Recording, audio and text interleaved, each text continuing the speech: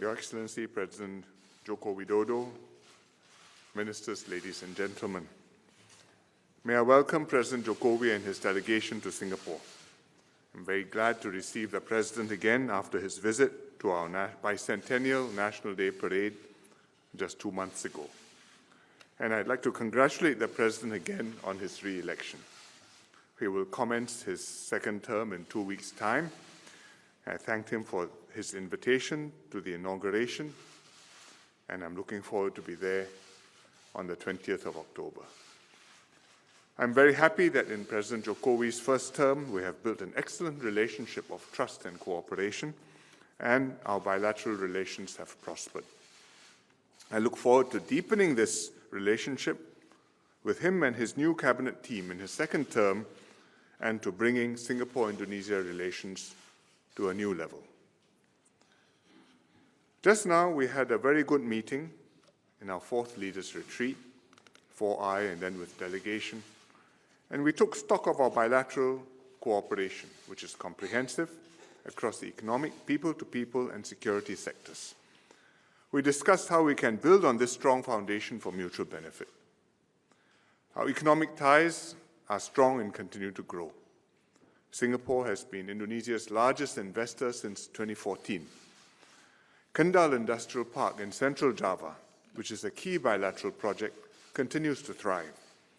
It has so far attracted $800 million in investments from almost 60 companies, and which will create an estimated 7,000 jobs. Nongsa Digital Park in Batam has done well too.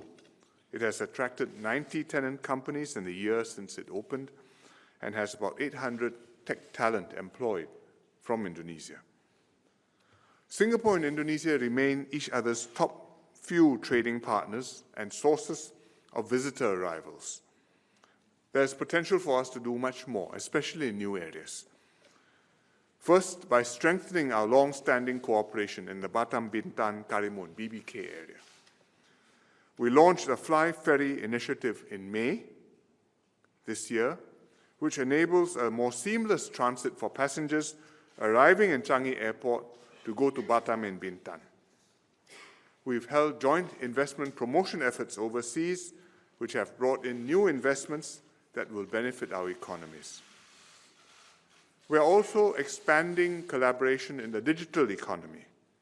Our customs, as you just saw, have just signed an MOU to facilitate links up of national digital windows, national single windows, which will boost cross-border trade. And Nongsa Digital Park is stepping up training of tech talent, and it helps Batam be a digital bridge between Singapore and Indonesia. We have a tech incubator in Singapore called Block 71, and Block 71 now has a presence in Jakarta, also in Bandung and Yogyakarta, because there's a vibrant tech scene in Indonesia, and this incubator will have many tenants. Cruise tourism is also cruising along well. In 2017, 2 years ago, the President and I visited the Marina Bay Cruise Center. Since then, we've launched new cruise routes to Bintan, Surabaya, and to Bali. And we're jointly exploring more cruise infrastructure and destination developments. Thirdly, on infrastructure, Infrastructure Asia and its Indonesian counterpart, PT Sarana Multi-Infrastruktur, recently signed an MOU to support public-private partnership project development in Indonesia. We discussed how we can catalyze more investments in each other. One key piece is the bilateral investment treaty, which we signed at last year's retreat, and which we hope Indonesia will ratify soon.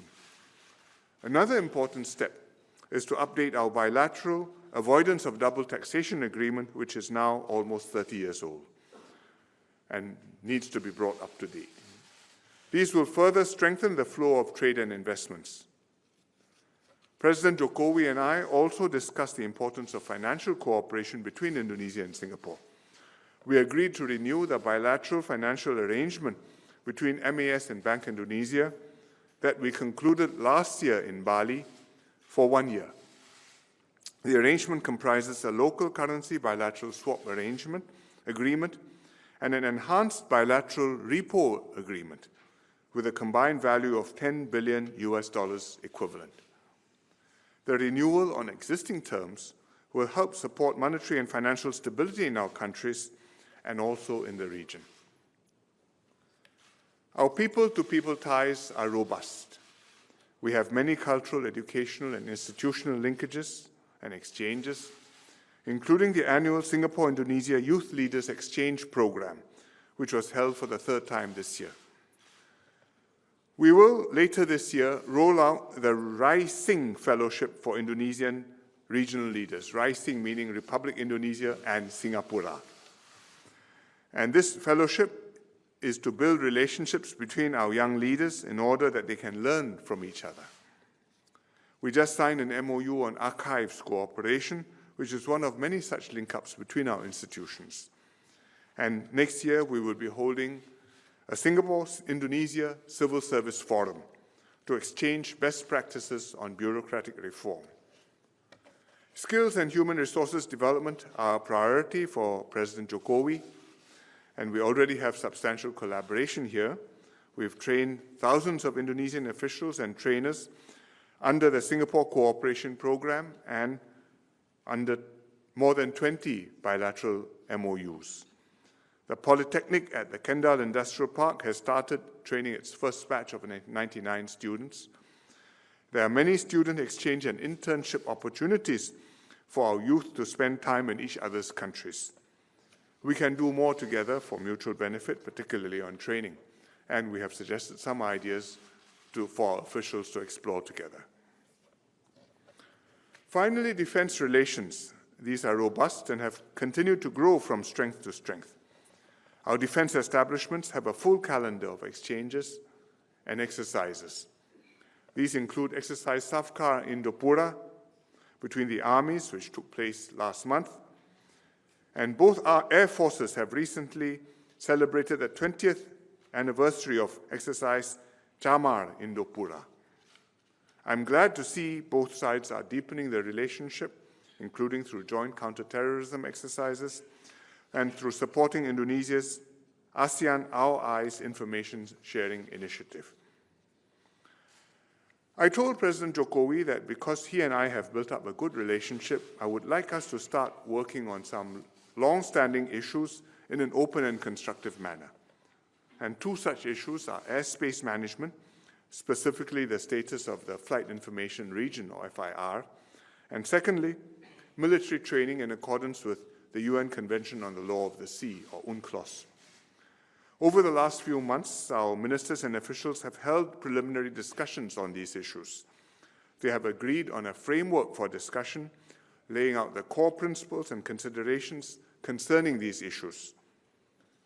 This framework acknowledges that the core interests and rights of both countries must be recognized and respected, and that Indonesia and Singapore should negotiate agreements on these two issues that are durable and for the long haul. The framework offers a sound and comprehensive basis to work out solutions to these two issues separately but concurrently. President Jokowi and I are happy at this progress.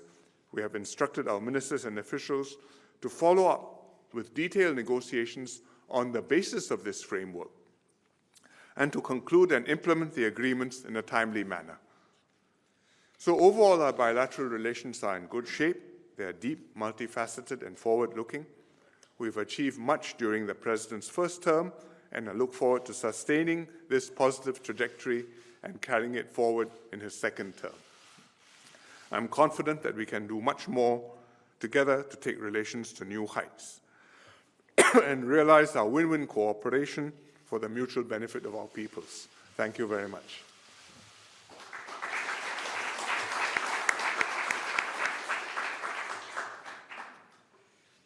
Thank you, Prime Minister Lee. I'm honored to have this leaders retreat in Singapore. In our meeting, we both reaffirm our commitment to continue strengthening mutually beneficial relations between our two countries. First, Indonesia also welcomes the framework for negotiation of fair realignment agreed by the two countries.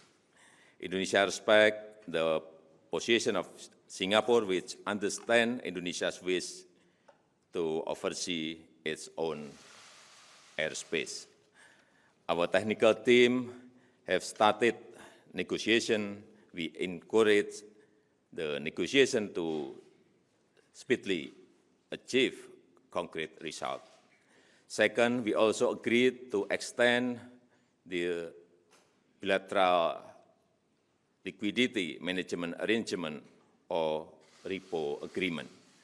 Third, we welcome the follow-up of last year's leaders' retreat, including the increase of Tenan in Kendal Industrial Park, the development of Nongsa Digital Park, Singapore Economic Development Board support for the opening of Pegatron operation in Batam. Fourth, we also agreed to encourage the speedy finalization for ratification of bilateral investment treaty signed last year. Fifth, on infrastructure, Indonesia offered several infrastructure funding opportunities, including Makassar Parepare Railway Project, Labuan Bajo Airfield.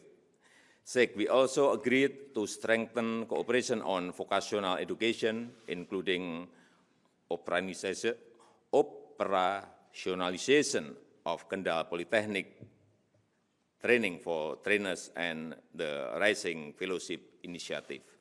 Lastly, on digital economy, we agreed to boost cooperation on e-commerce, fintech, data services, development of Technopark, and regional innovation hub. Thank you, Prime Minister Lee. Let's continue working together for the prosperity of our two countries and people. Thank you very much. Thank you.